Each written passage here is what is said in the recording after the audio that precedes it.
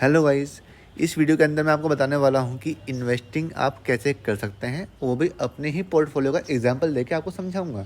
आपको ये पता होगा कि मैं आपको बहुत सारे एग्जांपल या फिर वीडियो बनाता रहता हूं जिसके अंदर ट्रेडिंग और इन्वेस्टिंग की जानकारी आपको मिलती है। पर ये वीडियो स्पेशली इन्वेस्टिंग के लिए है, जो कि नए लोग होते हैं या पुराने लोग भी हैं जिनको नहीं पता कि हम स्टॉक पिक कैसे करें या फिर हम इसको फिर रोज़ की रोज़ हैंडल कैसे करें। ट्रेडिंग का क्या सिस्टम होता है, ट्रेडिंग में तो आप सुबह बाय करते हैं, शाम को सेल कर देते हैं या फिर 1 घंटे में सेल कर देते हैं, तो उसका रिजल्ट तो आपको हाथ के हाथ मिल जाता है। पर इन्वेस्टिंग ऐसी चीज़ होती है, इसमें आपको थोड़ा सा लंबे टारगेट के लिए लंबा इंतज़ार करना पड़ता है। तो जब हमें लंबे टारगेट्स ना मिलें, लॉस चल रहा हो, तब हमें क्या करना चाहिए। तो ये वीडियो इसलिए ही बना रहा हूँ क्योंकि मेरा लॉस चल रहा है अभी इन्वेस्टिंग के अंदर।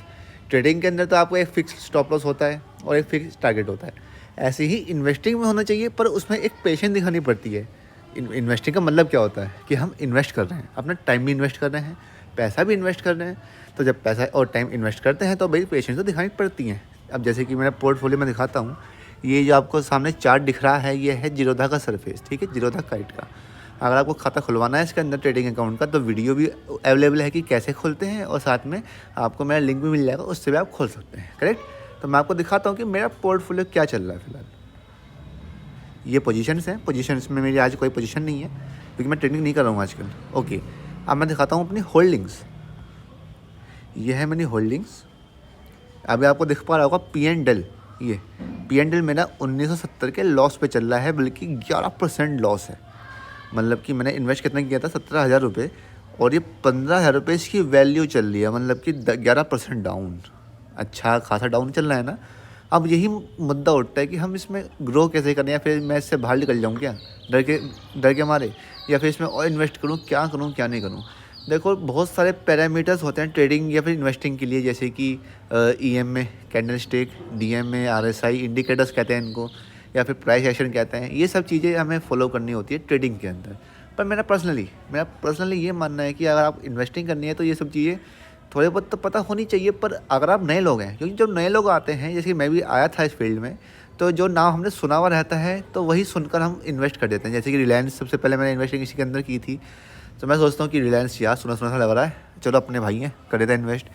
मुझे पता नहीं है कि वो पहले से ही हाई पे चल रहा है, लो पे चल रहा है, ये कोई मैटर नहीं करता। जब आप नए नए होते हैं तब आप उसमें इन्वेस्ट कर देते हो, जो कि गलती होती है। मैं आपको बता रहा हूँ सिंपल तरीका, जैसे कि मेरे वीडियो का टाइटल भी है कि आसान तरीके से इन्वेस्ट कैसे करें, उसको लंबे टाइम तक चलाएं कैसे। तो मेरा जो खुद का पर्सनल रूल है, और जो मैं मानता हूँ कि जब भी मार्केट डाउन चल रही हो, अभी तो यूक्रेन रशिया के वॉर की वजह से डाउन चल रही है, पर मुद्दा ये है कि डाउन चल रही है, यूक्रेन रशिया को भाड़ में भेजिए आप। डाउन तो किसी भी वजह से हो सकती है। जब भी मार्केट डाउन जाए तो आप वो स्टॉक फाइंड आउट करो जो एक दिन के अंदर 4 से 5% गिरा है, ठीक है। ये बात आप ध्यान रखना। 2-3 दिन के अंदर या उसी दिन के अंदर कोई स्टॉक अगर 4 से 5% गिर रहा है, तब आपको उसके अंदर इन्वेस्टिंग करनी है। Means buy on dip. इसका मतलब क्या होता है, जब भी स्टॉक नीचे जाए उसको बाय कर लो, क्योंकि वो ऊपर जाएगा ही जाएगा। और ऐसा नहीं है कि कोई भी आपने 50-60 रुपये का स्टॉक उठा लिया, नहीं। हमेशा स्टॉक 400 या फिर 300-400 से ऊपर होना चाहिए। और ज़्यादा आपको लो लेना है तो 200 के ऊपर ले सकते हो।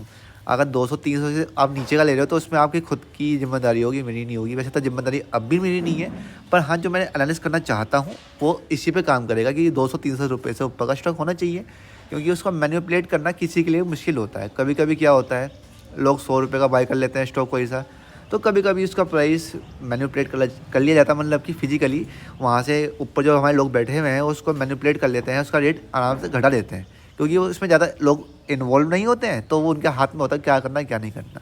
पर जो 200-300 रुपये का ऊपर से स्टॉक होता है, उसके अंदर बहुत सारे लोग इन्वेस्ट करते हैं, तो इसको किसी के द्वारा भी मैनिपुलेट करना बहुत मुश्किल रहता है। तो इसलिए हमेशा 200 रुपये से ऊपर का स्टॉक बाय करना चाहिए। मेरे केस में मैंने क्या क्या किया था, मैंने ये सब बाय कर रखे हैं। अभी आपको दिख पा रहा होगा सबसे ऊपर का स्टॉक जो है ये, इसके अंदर 10% गिरावट इसमें आ रही है। हिंदुस्तान यूनिलीवर में भी HUL कहते हैं इसको, इसके अंदर 13% गिरावट है। सभी के अंदर 11-11, 10-10% गिरावट है। एक रिलायंस का स्टॉक है जिसमें 2% गिरावट है।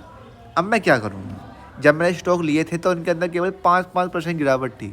पर बात यह आती कि मैं इसको अब बाहर कब निकालूंगा, प्रॉफिट में, लॉस में जब मैं इसको जब बाहर निकालूंगा, जब इसके अंदर मैं 2-3 बार और इन्वेस्टमेंट कर चुका हूँ। जैसे कि अभी मैं एक बार तो कर चुका हूँ। पहले सबसे पहले क्या हुआ था, 5% नीचे गिरा, मैंने इन्वेस्टमेंट कर ली, 5% और गिरा तो इन्वेस्टिंग कर ली। अब आज ये मेरा 10% दिखा रहा है, इसमें भी 13%, इसमें भी 11%, 2%, 19%। अब मैं क्या करूँगा, थोड़ा सा पैसा तो आपके पास होना चाहिए, कम से कम 50-60 हज़ार रुपये, तभी आप इन्वेस्टिंग करिए तभी फ़ायदा है। ओके जी, अब मैं देखता हूँ ये बड़ा क्वांटिटी मैंने बाय कर रखी है। ओके जी, अब मैं इसको क्या करूँगा, 344 का अभी LTP चल रहा है। अब मैं क्या करूँगा, 12 क्वांटिटी मैंने पहले ही बाय कर रखी है, 5 क्वांटिटी और बाय कर लूँगा, 5 या 6 कर लेता हूँ लॉन्ग टर्म के लिए। 6 क्वांटिटीज़ की हम और बाय कर लेते हैं। ओके, कर लीजिए। ऐसी ही हिंदुस्तान यूनिवर्सल की बाई कर लेते हैं। मैं कितनी ले रखी थी पहले भाई, 2 ले रखी थी, अब मैं इसमें 2 बाय कर लेता हूँ, स्पेस तो है मेरे पास अभी। ओके, क्योंकि मार्केट अभी बहुत ज़्यादा डाउन चल रही है। इसका देखो मैं दिखाता हूँ, निफ्टी 320 अंक डाउन है, निफ्टी बैंक 1300 पॉइंट डाउन है, 33,000 का लेवल चल रहा है। अगर आप रोज़ मार्केट देखते होंगे तो ये बहुत नीचे लेवल पे आ चुका है, बहुत अच्छा करेक्शन आ चुका है, तो ये बहुत अच्छा टाइम है इन्वेस्टिंग करने का। ओके, तो जी मैंने अभी तक हिंदुस्तान पर पहुंच गया मैं। अब मैं LT की भी 2 बाय कर लेता हूँ, 2 बाय में से कर लेते हैं जी। ओके जी, रिलायंस की हमें ज़रूरत नहीं है क्योंकि इसका अभी 5% से ऊपर नहीं गया है। जब भी स्टॉक 5% से ज़्यादा आपको गिरावट दिखाता है तब आपको बाय करना चाहिए। और ठीक है जी, TVS मोटर में 20% है, तो इसके अंदर तो मैं 3 क्वांटिटी और बाय कर लेता हूँ।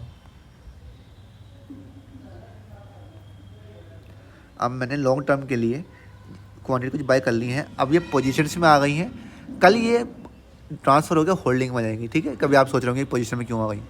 ओके, तो पोजीशन से कल होल्डिंग में आ जाएंगी और मैंने ये सब बाय कर लिया है।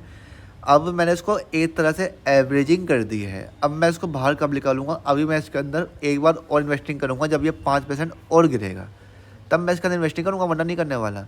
और ऐसे ही 2-3 बार करके भी अगर मेरा लॉस दिखा रहा है तब मैं सोच सकता हूँ, पर ऐसा आज तक नहीं हुआ।